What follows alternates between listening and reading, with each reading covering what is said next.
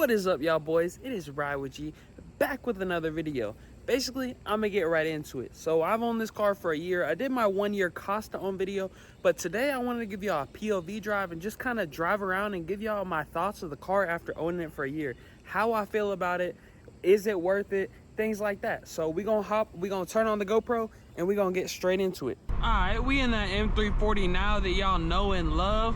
Let me put this bitch in sport mode for y'all. So like I said, it's been about a year. It's been over a year. It's been a year and 2 months since I've owned this car. And owning it for over a year, I've had a lot of time to get comfortable with it. You know how it feels, know how I like it, know my gripes, basically just get a feel of it and give y'all a overall review of, what I think.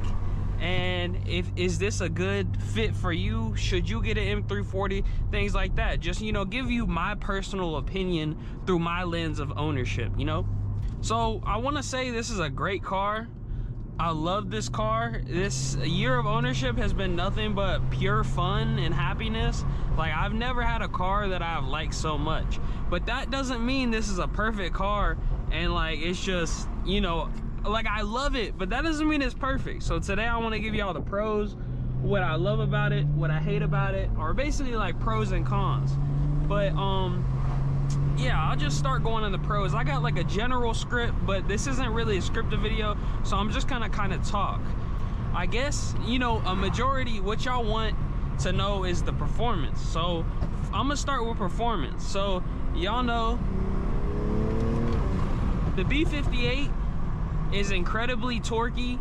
The turbo spools incredibly low. There's almost no turbo lag on a stock turbo B58. Like, this car is amazing. Oh, perfect road.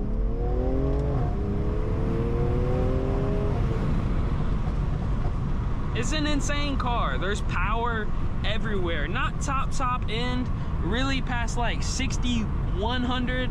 The turbo is kind of falling off, but majority of the time in traffic and any gear, even if you're in like fifth or something, sixth, you're just cruising, you hit the gas, you're gonna have torque. Your turbo is gonna be spooling. That's really the first thing that I'm gonna mention that I love about this car. It's just the power band, how the car makes power. Like, I've drove turbo cars or been in turbo cars before where big turbo cars that when you get on the gas, the turbo is not going to be spooling till 4,500, almost 5,000 RPMs, and then it's going to hit you and you're going to be stuck to your seat. It's going to be aggressive.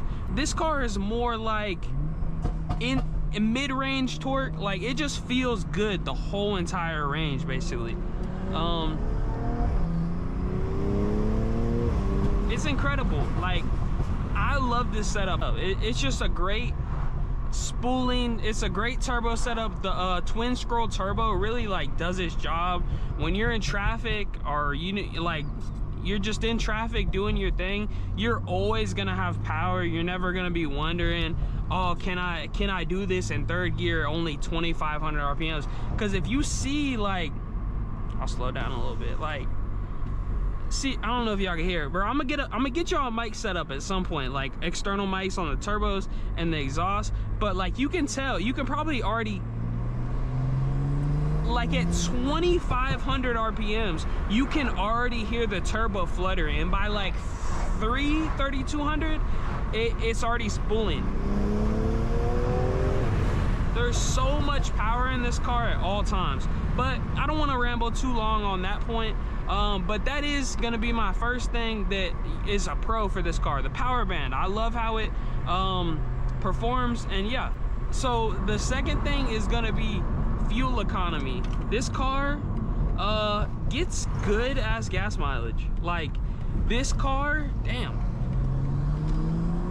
This car will easily do 25 in the city, and if you're cruising on the highway at like 70, 75, this car will easily do 40 plus miles per gallon on the highway. And for a car that's stage 2, 500 horsepower, comfortable, AC, amazing, that's crazy to me. I've never had a car, like, I've owned cars with just 300 horsepower, just like little V6s or whatever, and they like they haven't got gas mileage like this. So that's gonna be like my second pro, is the gas mileage on this. Like if you own a Mustang or a Camaro or a Vet, yeah, you have a fast, torquey, good car, but you're getting fucking 10-15 miles a gallon in the city and maybe 30 on the highway. This car, if you're cruising it at 2,000-3,000 RPMs, you are getting good ass gas mileage. And given the way I drive it, I can easily manage to get 15 miles a gallon. But if you're smart and you really, you know, drive it like a normal human being, you can get good ass gas mileage. So that's gonna be another pro that I have with the car. Really, the fuel economy of this shit is really amazing for the power this car produces and things like that. And my third point is gonna be the handling. And this car handles on fucking rails. Like I believe all the 3 Series, like since forever, have had 50-50 weight distribution, and they're just insane handling cars. And this car is a little bit heavy, I won't lie. Like I'm pretty sure this thing is almost 3,800 pounds. But it's just amazing. Let's just take this like twice, because this car handles so good. Like so good. So good. Like on rails, bruh.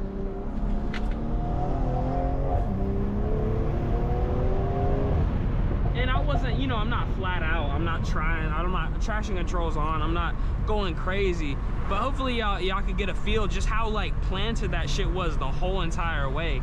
And even when this car kicks out, like you have traction control on, you go around a little corner, if you feel the rear end kick out, it is so easy to just slightly correct the wheel and just, it's money, bruh. Like I said, I have a general script, but this is not like a scripted video, so I'm just trying to kind of remember my points. If this is videos all over the place, I hope y'all are still enjoying it.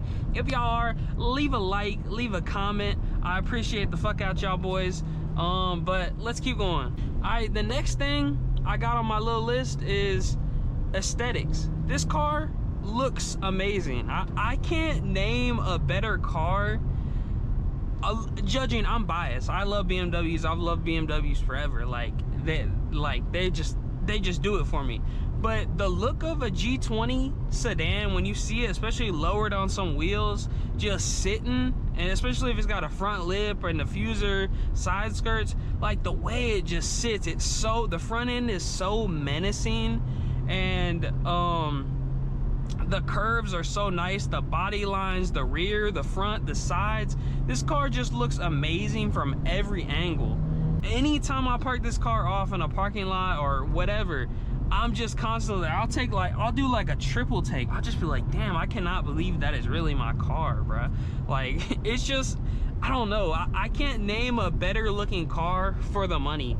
The looks of the G20, the M340, even the 330s, if it's an M Sport M package, like G20s, oh God, amazing. So that's gonna be that point. All right, the next thing I'll name for pros is practicality.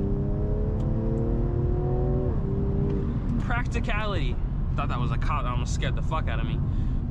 Practicality. You can fit 4 people in this shit easily. The trunk space is really good. I fit 4 wheels in this car before with parts. I took it on road trips. You could probably, with the seats down, you could fit a bike in the back. Like, this car is incredibly spacious and practical. 4 people can fit in here comfortably. Oh, I keep getting good roads. I don't even know where I'm at, but God, these roads are hitting. Gotta watch out for cops though. I'm gonna talk about them in a little minute. Goddamn, the assholes. But yeah, practicality. 4 people in here easily, with ease, no problems. You can fit 4 wheels and tires in this bitch. You can yeah, ain't too really much to say. The practicality, the daily drivability, the space is really good in this car, if that's something that's important to you. Next thing is gonna be the driving modes. This is another thing on my list. This car is amazing. Like right now I'm in sport individual, so I have like Sport plus engine, sport transmission, so it doesn't rev hang and shit, and I think I have comfort handling, so it's not too harsh. This is like a great setup to just, you still get a little bit of noise from the engine. The transmission is not rev hanging and sitting at 3,000-4,000 RPMs at all time. You're saving your gas, and then the steering's comfy. But I could easily turn it to Sport Plus, and I could get the more stiff handling, I could get the more aggressive pops, I could get the more aggressive transmission. It's gonna start downshifting easily, or more often when you start braking, especially if you put it in sport. If I threw it in sport mode, Sport Plus is really like, I'll give you an example, a little example. Like, you can see it kind of holds the revs higher, and if I were to brake, it's instantly gonna blip up and shift down because it thinks I'm trying to like go into a corner or something. And the car is really good at knowing like what you're trying to do. Honestly, I mean, I drive in manual mode. You know, if I'm spirited driving the car, I'm gonna drive in manual mode 80% of the time. But honestly, if you put it just in Sport Plus and you put it in S, the car's gonna do what you want it to do in turns. When you brake, it's gonna know you want to downshift. When you mat the throttle, it's gonna know to downshift and get you in the optimal, you know, turbo range and things like that. And another thing about mentioning the modes, you got the sport modes. All the sport modes are great, but as y'all hear, like, y'all can, I hope maybe y'all can hear the car. Like, the car's pretty loud. You can hear the pops, hear the bangs, hear the turbo, and then I can immediately roll the windows up and I can put it in comfort, and you won't hear fucking anything. You'll hear tires, you'll hear a bit of road noise. It's not the quietest thing ever, but it's pretty quiet, especially with music on. Or you could even put it in eco and you would not hear anything. And it's like, the gas mileage is insane in this mode, and it's charging like your secondary battery. I don't really know how that works, whatever. But the driving modes in this car are great, because if you want to just chill, put it in eco and comfort and just listen to a podcast or music and whatever, this car is just amazing. Just sit back, AC blowing, infotainment, like, it's amazing. And then like I'm in eco mode, I'm chilling, I'm cruising, instantly Sport Plus, like within a second, and then like I'm done eco, like, and it's gonna be quiet again, just like that. Like that, the little things like that. And I know they've been making, you know, adaptive modes in sports cars for now like 10 years. It's not the most impressive thing. I'm not saying the M3, this is unique to the M340, but it is a very nice feature. Like, when I make these videos, I'll drive crazy, you know, I give y'all downshifts, pops, whatever, but 80% of the time I drive this car, I'm just in comfort mode, listening to music, kick back, like whatever. And this car is great for comfortability, daily driving, and things like that. That's gonna be about it for that point. All right, let's put this back in sport individual. This is the mode I'm in 90% of the time. It's not too aggressive, but it's not too quiet and tame, you know. Like, this is a great mode. You can set it up exactly how you want it. But my next and final pro, before I start getting into some of the cons, is going to be the infotainment system. The TAC, the cluster. Hopefully y'all can see this through the GoPro pretty well. I love this setup. If you're listening to music, you would have your album right here coming up. I won't play music obviously because it's copyrighted, but it would have literally the album popped up in that whole thing. Or I could change it to show my mode, and then if I changed it, it would show that. Look at that vet. And then it changes like color based on what mode you're in. If you're in eco, it's blue. If you're in sport, it's red. If you're in comfort, it's kind of orange. Trying to think what else. You got, this is like miles per gallon. I just filled up, but you can see live like miles per gallon. Look, if I just chill at like 45, look at my fucking gas miles. 58, 65, 40, 35, 36, 40, 50. Like, this car is sitting, cruising. You can easily get probably 25 or 30 in the city and 40 plus on the highway. Like I said, how I drive this car, I don't often get that, but it's very capable. It's not like a V8, it's not like a Mustang, it's not like a Vet where you're constantly filling up. But let me go through more of the modes. So you also got, here's like a trip thing. You got a horsepower and torque gauge on here. You can do G-force. There's so many things you can put on here. And we're back to the oh, this road's so good. Hold on, y'all. Dude, this would be great for a picture. See, as y'all can see, I was in 4th gear at like not even high RPMs. I should have been in 3rd really if I wanted some real power out of the car, but you see I gave it like half throttle and the car just started to take off. Like even in 5th, like I have a lot of torque and power right here. Like the V58 and that twin scroll turbo, you're gonna have power most all the time. Like it's not some laggy whatever feel to it. Yeah, but let's continue on to the infotainment. So you also have like you have your interior lighting, as you can see on the side. Sorry, my car's kind of dirty, as I do daily drive this car. It's a great daily. But you have your interior lighting. You can change through all the colors. You have like all your climate stuff, and then in here you can like get to your media.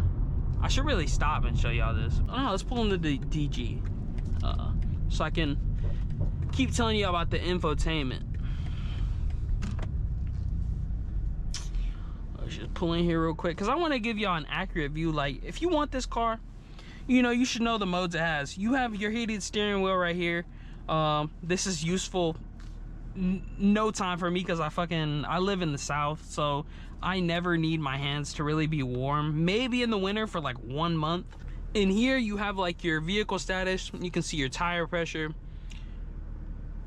pretty good. You can see your engine oil, you can read it. These cars don't have dipsticks. That's pretty much been standard in BMWs for a while. You can actually back out of this and it'll keep doing it, and then you can just go back to it. Here it'll tell you your services. I just got an oil change, so that's vehicle check, 16,000 miles. You can see like your entries. You can see, let's see, while we're here, we might as well just wait. We might as well just wait for the little measurement. If your oil pump's fucked on your 2020, it wouldn't have made it past 16. That's another thing you should know about the 2020s, the oil pump. I mentioned this. People say it's not a real issue, but it definitely is. They have plastic housings on the 2020, and they immediately updated them to metal housings in the 2021 model. So if you're looking at 2020, make sure before you leave the dealership you can read your oil. As you can see, my oil is good. And yeah, I'm trying to think what else. Not too much else.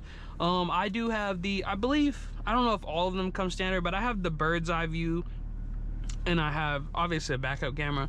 And then this car also has self-parking. I don't use it too much. You can like back, I'll show y'all, fuck it. Come on, F250, get that big body out of here, bruh. Damn.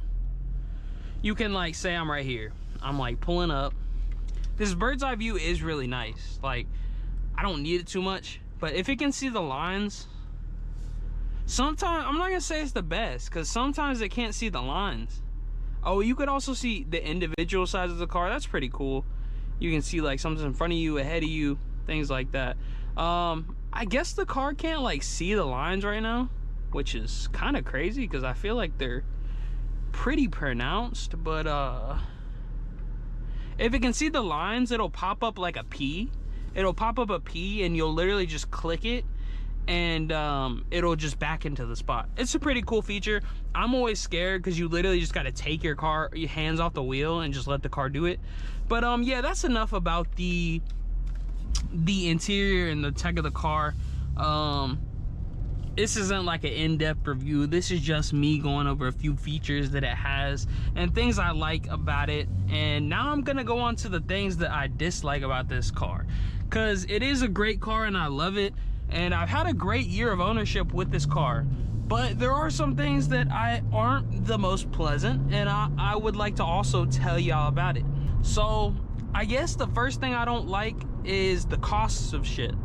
Tires, I'm on Michelin PS4s, summer tires, and for a set of two, my rears, 275, 35, 19, those tires are over $700 a set, and then you have to get them mounted, balanced, and things like that. You can easily pay $800 for two tires. That's insane. And in a car this fun, you know, you might burn a little rubber, you might do a little slide, you might do, you know, something fun, and your tires might go quick. Obviously, you can drive, you know, you can get some miles out of some PS4s, but $1,600 for 4 tires is a little bit crazy. If you're looking at like a daily driver, like a Camry or a Civic or something on like 205 17s, you can probably get 4 tires for $200-300 bucks. And I know tire prices are up, but tire prices are really up for our high performance summer tires, boys. Also, you have like brakes and rotors on this car are pretty expensive. They're not M prices, but they're pretty high, as opposed to like another brand, another, you know, commuter. Not saying that this is a sports car, but it is also a commuter, like it's in between. Brakes are expensive. Rotors and brakes, you're gonna pay probably above $1,500 for parts alone. And then labor, depending on if you do it yourself, you know, it's free. But if you have to take it somewhere, if you don't have the proper tools and you can't unlock the rear parking brake while you're doing them, you don't have like a snap-on tool to like disable it, you have to basically take it to the dealer. And they want this car to dealer because the jack points on this car are horrible. You cannot get a jack and a jack stand under this car at the same time because the jack points are like this thin. So unless you have a quick jack or you have a lift, there's really no maintenance in this car. I mean, you can do oil changes and stuff like that on ramps if you're not low, but things like brakes or things where you need, if you needed all 4 wheels off the ground, it'd be pretty hard without a lift. I'm trying to think costs of other things. Like I said, the oil pumps fail on these. I was lucky enough to have a warranty when mine went out or stopped measuring oil. I mean, you don't lose oil pressure. Technically, you could drive around with a faulty oil pump and you would just not be able to read your oil, but that's no bueno for me. I cannot not see what my oil level is. I have to, bruh. And let's go in this little development. I did a rainy day drifting video in this little complex, like, I don't know, probably almost a year ago, and there was nothing here. This shit just looked like a drag strip. And maybe it wasn't here, maybe it was in Mexico, but it could have been somewhere around here. But damn, I'll try to see if I can implement footage, but this was literally all empty, no houses, things like that. Y'all tell me to stop rambling, bruh. Yeah, prices of things, brakes, even oil changes. This car takes 7 quarts of oil, and on FCP Euro you can get like an oil change kit, and it's really not too bad. It's about 90 bucks for a kit, but I mean, it's not a Honda Civic, bro. And I know people are gonna comment, of course it's not a Honda Civic, bro, it's a luxury car, why are you complaining about this shit? I'm just telling y'all, this is an ownership review. I've owned this car for a year. I'm telling y'all what I think. I'm telling y'all the ins and outs of it. But yeah, that's the first con, is the prices. Tires, you're looking at $1,600 for 4 tires on this car, easily. Next time I get tires, I probably, since this is just my daily commuter, I don't know if I'll go PS4s, because they're great tires, but I don't know if they're needed for daily. I might go Continental Extreme Contacts, or I might go Advan V601s. There's a lot of tires you can get that aren't as expensive as PS4s, but those are the, you know, the best tire and what's recommended for these cars. But yeah, cost, that's the first thing for my cons of the car. Second is going to be insurance. Insurance is fucking crazy on this car.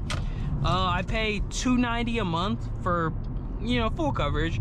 I guess it's not crazy for, like, you know, a full coverage, comprehensive 2020 luxury BMW. It could be worse, but nevertheless, that's high. I mean, if you drive a Civic or a Toyota or a little commuter, you won't pay that much for insurance. You'll probably pay $60 to $100 in insurance a month, but this car is $290 a month on insurance, and I could see it easily being more if you're a younger driver and things like that. Another thing is attention. So like I said, the aesthetics of this car are amazing. I love to look at it. Every time I go somewhere, I'm constantly just looking back at it because it just looks so good. It's a good looking car.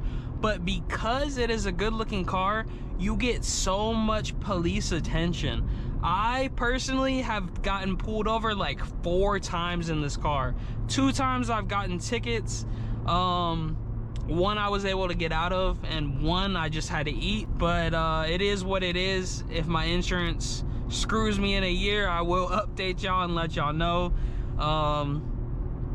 But yeah, because this car is good looking and it makes pops and bangs and it's loud and it's obnoxious, but cops will show you attention, bro. If you're going down the road, downshifting, like if you're fucking going down the road, downshifting, hitting it, you hear like the upshift farts and things like that.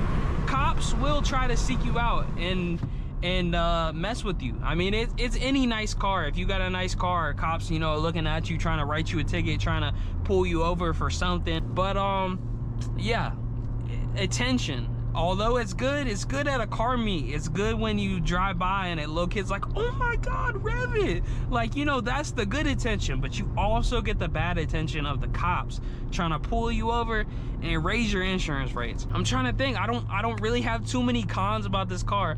The most of the cons of it are just the cost of tires, insurance, repairs, and then cops. Ain't really too much cons. I can't give any cons about the engine, transmission, anything really, but just the cost to own and cost to repair it if you run into things. But yeah, I don't know how long this video was. I feel like this shit was long as hell. I'm actually about to go wash my car up because tomorrow is Cars and Coffee. I don't know when this will come out. I still gotta edit and record it, but I'm gonna try to give y'all a little vlog for Cars and Coffee. But I'm gonna go clean this thing up, clean my wheels, clean the car. But I hope this gave y'all some insight into, you know, the ownership of an M340, some of the features about it, you know, how it performs, the infotainment, the luxury features, the pros, the cons, and things like that. Because, you know, after I've owned it for a year, I feel like I have a pretty good grasp about pretty much everything on it. So I'm just coming to y'all like I always do with the real talk, bro. Like, I'm a young person owning a car like this. If I'm gonna tell y'all anything, I'm so transparent. I'm transparent with my insurance, with my car payments, with my everything, you know. People always DM me stuff on Instagram. Yo, what about this? What about that? What is that? Who did you go through? Blah, blah, blah. Warranty, blah, blah, blah. And I'm just, dude, I'm an open book. If y'all got a question, leave it down in the comments. What do you want to know about the M340? What did I didn't cover that you want to know about? And things like that. But I'm gonna stop yapping. We about to pull up to the car wash. Before we go, should I give y'all a pull? I think I should, cause I've been yapping, but I know y'all care about the car.